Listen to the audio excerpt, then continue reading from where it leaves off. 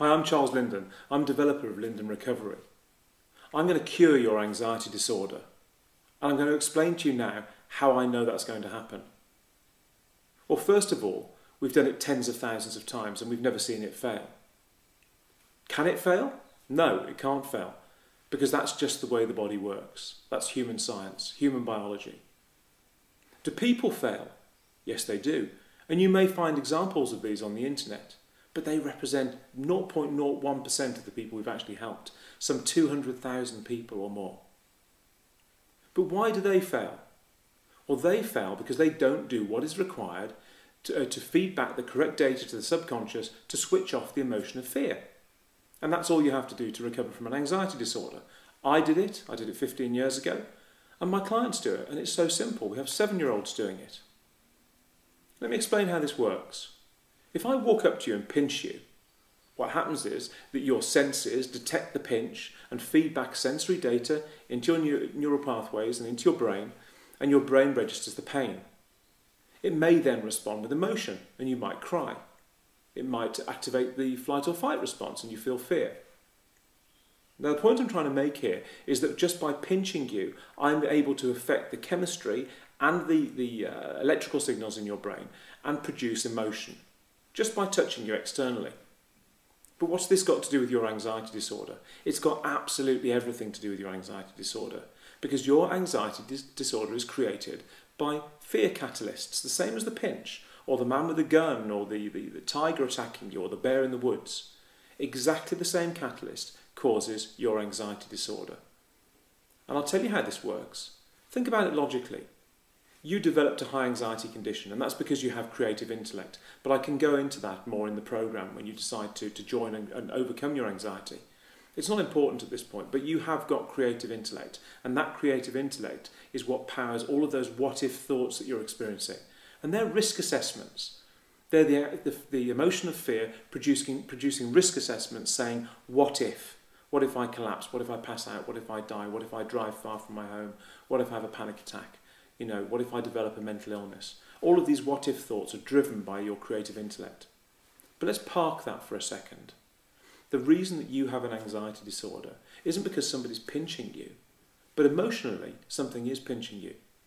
Because every time you go into an anxiety response, you produce what is perceived as symptoms. They're not actually symptoms, because symptoms are the sign of illness, true illness, real illness. And you're not ill. You're not mentally or physically ill. You have too much of the emotion of fear because you have creative intellect. And what's happening is you're creating fear, the emotion of fear, as flight or fight, and your body is producing symptoms, the churning stomach, the racing heart, the shaking, the sweating, and all of these things that you associate with fear and anxiety. And your subconscious is saying, what's going on in the outside world? Where is the fear catalyst? Where's the bear? Where's the tiger? And it's looking, using your senses, it's looking and not finding them. So then it internalises and it looks at your internal systems and it says, can I find something here that could be threatening? And it finds your churning stomach or your racing heart or your trembling or your dizziness or your tinnitus or your blurred vision or your dry mouth, and it says, what's this? This isn't normal. This isn't what I'd normally experience when I'm in equilibrium, when I'm non-anxious. And it says, this must be something frightening. And as soon as it detects that fear catalyst, it does what? It activates more anxiety. Because the way you fight something that is anxiety-provoking is by producing the flight or fight response and fleeing or fighting whatever it is, the bear or the tiger. Now, there is no bear or tiger. There's a churning stomach. There's a racing heart. But your brain perceives it to be a risk, so it responds with anxiety. Anxiety then produces more symptoms. Those symptoms produce more risk. And there's an internal dialogue going on between your body and your mind saying, what have I found? It's obviously something frightening. I respond with anxiety. The anxiety causes symptoms. The symptoms cause anxiety, and so on.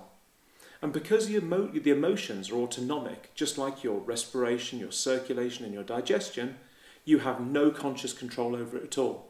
Absolutely none.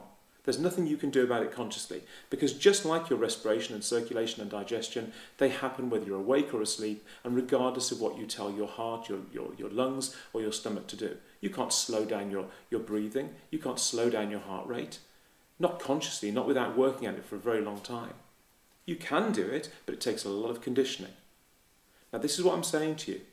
We can show you very quickly how you can send data back through to your subconscious, the part that controls your anxiety levels and your fear, that switches off the anxiety fast, because it should switch off fast.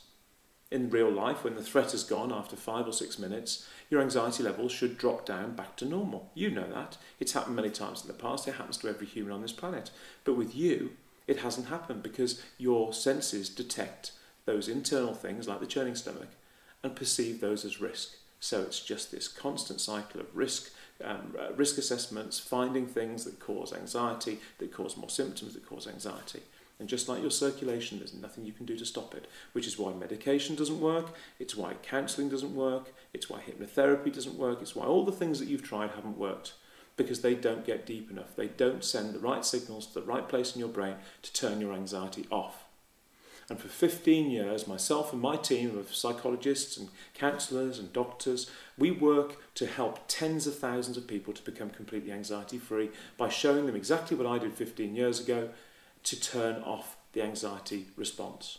And that's what we do. Can it fail? Like I said earlier, no. Can you fail? Yes. The only way you can fail is by getting away from this video and walking away from this only anxiety recovery mechanism. You will be anxiety free. Don't listen to people who tell you that it's incurable, that you've got to learn to manage your anxiety, that coping strategies are the only things you can hope for. It's absolute garbage. You can become anxiety free because anxiety is an emotion and it's not an illness. Okay? And anxiety and depression aren't the same thing. Anxiety and depression are like happiness and sadness. They can't coexist in your brain simultaneously. If you've got an anxiety disorder and you experience panic attacks, agoraphobia, OCD, and all of those symptoms, you can't also be depressed. So put your mind at rest and move forward with recovery. And we will help you. My team will support you through, reassure you through, and give you structure that will very quickly indeed stop your anxiety disorder in its tracks and reverse all of that anxiety and make you better than you've ever been before. I never dreamt in my 27 years of my early life that I would be anxiety free. I didn't know what it meant to be anxiety free. I lived with it every day. And when I became anxiety free, all of those resources, about 80% of my intellectual and my physical resources were diverted back to being great, to doing great things. And that's why I do what I do now. And so what I want you to do is think long and hard about what you want to do today. I stopped my panic attacks in 1 day. I stopped my agoraphobia in 5 days. And I provide all of these tools that will show you how to send those messages back to your subconscious to switch off your anxiety permanently. And I'm very, very emotional and driven about this because I know I can cure anxiety disorders, and I have never personally failed to do so. In the 3,000 to 5,000 people that I've personally helped over the last 15 years, I have never failed to cure an anxiety disorder because I just tell people what to do to switch off anxiety at its source, deep in the subconscious mind. It's so, so simple. And it's so easy to do that kids do it. We have people in their 80s and even their 90s doing it. And it works very quickly and very efficiently, and it is the only solution. Okay? There is no quick fix. This may take a few days, but that's all it will take, because that's just the way your body works. So I hope that you've gained reassurance and knowledge, and that you understand now what it is you're experiencing. And I hope that you now move forward with your recovery. We're there to help you. And we're the only organisation in the world that offers this solution in this structure. We're the only people that offer this free support until you're cured. Move forward with your life and become as the best you can possibly be, because it's only a matter of time now before you're completely anxiety free. Take care.